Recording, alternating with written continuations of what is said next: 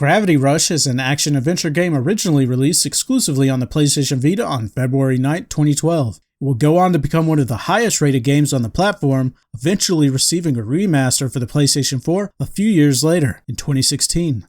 The remaster included all of the DLC at no extra cost, but ditched the motion controls the Vita offered, which some have claimed made for a better experience. A year after the remaster's debut, the series would receive its only sequel, Gravity Rush 2. Despite the generally favorable reviews the sequel received, it was rumored that the game was not as financially successful as Sony may have wanted. You'd have to wonder how the series would have ended up with better marketing and if it weren't stuck on the PlayStation Vita with its original release. There's still a bit of hope for the series continuing, as there apparently is a random live-action movie in the works. There have also been rumors of a Gravity Rush 2 remaster for PlayStation 5 and PC that have surfaced, but like with all rumored games, you can't believe them until they get announced.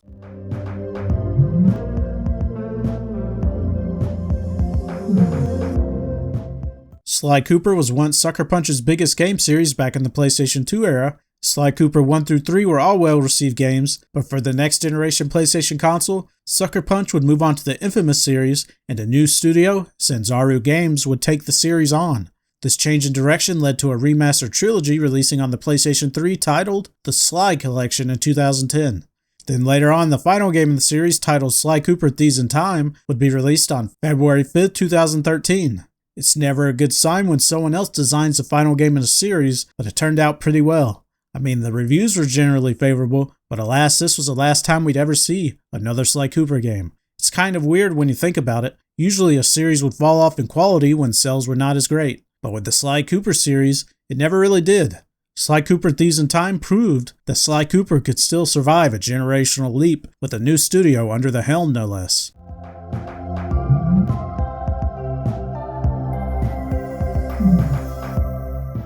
Jak and Daxter is Naughty Dog's first action-adventure game series that led to an outstanding trilogy. All three Jak and Daxter games sold well and became part of the Greatest Hits collection on the PlayStation 2. After the initial three games were successful, Naughty Dog made Jak X Combat Racing, the first and only racing game within the series. Though it would be less favorable than the previous action-adventure games, it was still a solid addition and commercially successful enough to become a greatest hit. Sony would then allow Ready at Dawn to take a crack at the Jak and Daxter series with a spin-off just titled Daxter, exclusively to the PlayStation Portable.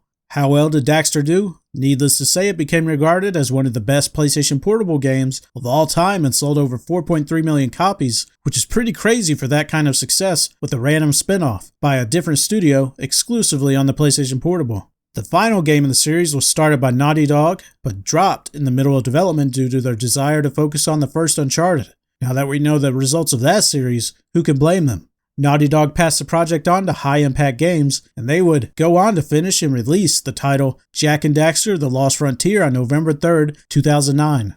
The Lost Frontier would go on to receive generally average reviews, and it would be the last original game we ever saw of Jak and Daxter. Fast forward to today, and the series has seemingly been abandoned, with Naughty Dog focusing on their more mature series instead. In a sea of shooters, the PlayStation 5 could always use another platform series, so why not bring back Jak and Daxter?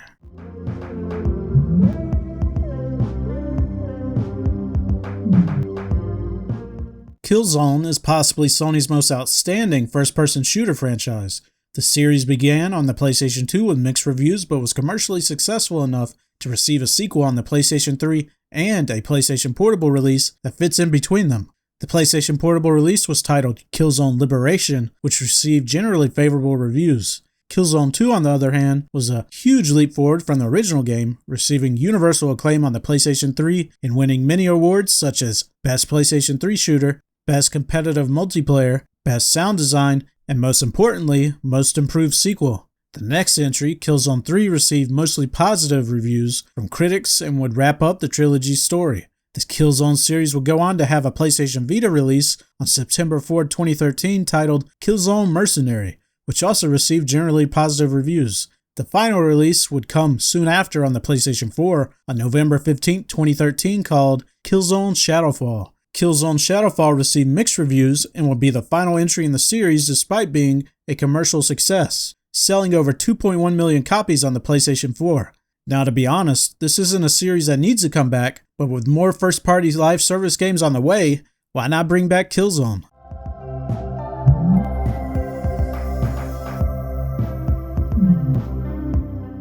Twisted Metal is one of the best car brawling or vehicle combat series of games ever. As you can imagine, there are a lot of games in the Twisted Metal series, so I'm going to blow through the history quickly. The series started in 1995. Twisted Metal 1 and 2 for the PlayStation were very well received, and the only games in the series to receive PC ports. Twisted Metal 3 and 4 were made by a different team, and as a result were less favorable than the previous two entries, but they were not bad. The original director for the first two games, David Jaffe, came back and helped develop Twisted Metal Black for the PlayStation 2, which would go down as possibly the best Twisted Metal game in the series. They would then go on to release Twisted Metal Head On for the PlayStation Portable, which received generally positive reviews and would eventually get ported to the PlayStation 2 with extra content in 2008. The series would receive its last entry 4 years later on the PlayStation 3, just titled Twisted Metal, released on February 14, 2012. The reception from critics was positive, but perhaps not as much as previous entries. Since the last game was released in 2012, the Twisted Metal series made a return somewhat with a TV series on July 27, 2023. You'd think we'd get a new game to go along with it, but there has been nothing so far. There aren't really any car brawling game nowadays, and Twisted Metal could easily come back and fill up the niche.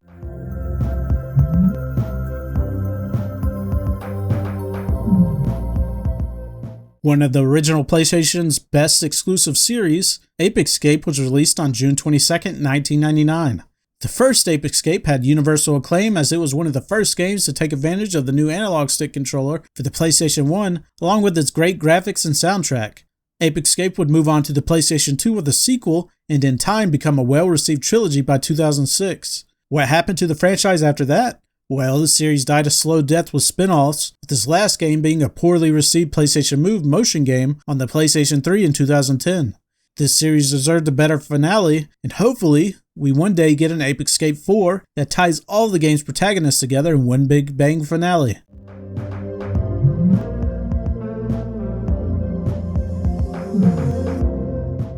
Medieval was a hit action-adventure game on the original PlayStation that was released on October 9, 1998. The first Medieval was a finalist for the Console Adventure Game of the Year and Console Game of the Year awards, and it sold well enough to receive not only a platinum release, but a direct sequel simply titled Medieval 2. Released on April 21, 2000, Medieval 2 would go on to win the Best Console Game category and also nominated for Best Adventure Game of the Year. After two solid games to start the series, Medieval fans would have to wait 5 years for the next entry in the series, Medieval Resurrection. Released on September 1st on the PlayStation Portable, Medieval Resurrection was a remake of the original game. It changed levels, combat, and the art style, resulting in the game being more cartoonish and comedic than the original game. The game received a mixed reception, and it's worth mentioning that the original creators of the Medieval series, Chris Sorrell and Jason Wilson, had nothing to do with the PlayStation Portable remake. Medieval Resurrection would be the last Medieval game for a whole 14 years until the series received another remake on PlayStation 4 platforms in 2019. This remake was a lot more faithful to the original game than the PlayStation Portable remake and had a substantial graphical upgrade. But while it was still a good game for fans of the series to revisit, the game feels dated due to having some of the same issues as the original. Now let's talk about the present. As of today, we haven't received any updates on the Medieval series since its 2019 release. Some fans want the PlayStation 1 sequel remade like the first game. I'm certainly not against the idea, but as a fan of the Medieval series, I believe the series needs a reboot. The original game had an amazing horror atmosphere on the original PlayStation hardware that I would love for the series to return to. So I believe a Sony studio should take inspiration from the Dark Souls series and move towards something similar. Perhaps Bluepoint Games, who were responsible for the Demon Souls remake, could take it on. How do you think the series should go on from here if it were to continue?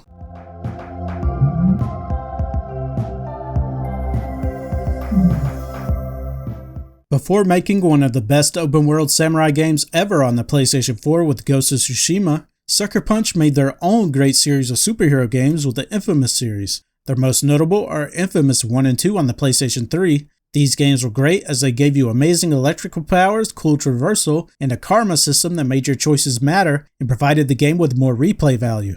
Their last release was on PlayStation 4 during its launch year, and still to this day it's one of the best looking games on PlayStation 5, with its smooth 60 frames per second frame rate at 1800p.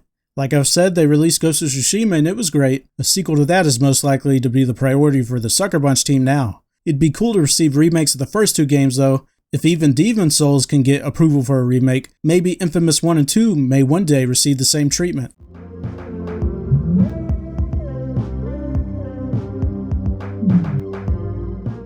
The Legend of Dragoon is a role-playing game released on December 2nd, 1999 for the original PlayStation. Despite its mixed reception, it gained a cult following, selling over 1.3 million copies worldwide, doing especially well in North America. Despite this, its planned sequel was cancelled for one reason or another, and this is the only entry for this series. It's since been released on the PlayStation 3 as a PlayStation Classic, and it's been released on the PlayStation 4 and PlayStation 5 through the Classics catalog.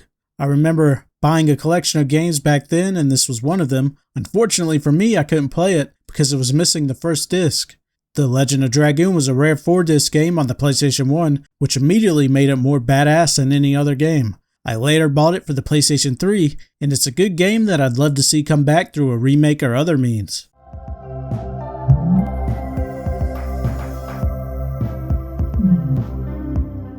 This title needs no introduction. It's a PlayStation 4 hit, selling over 7.5 million copies. Bloodborne had universal acclaim after it was released on March 24, 2015. It would go on to winning and getting nominated for multiple Game of the Year awards from various game sites. Bloodborne is one of my favorite games in general, let alone on the PlayStation 4 platform, but there's just one problem. It's only on the PlayStation 4, and Sony has not updated anything for next-gen platforms. It's still locked at 30 frames per second at 1080p resolution with bad frame pacing, and Sony has refused to remaster, remake, sequel, spin-off, or even acknowledge anything with the IP in years. Every PlayStation showcase and state of play has been filled with passionate gamers in the comments, hoping for just something new with Bloodborne. It's a mystery as to why Sony has not capitalized on the success and reception of Bloodborne. All we can do now is seek the old blood.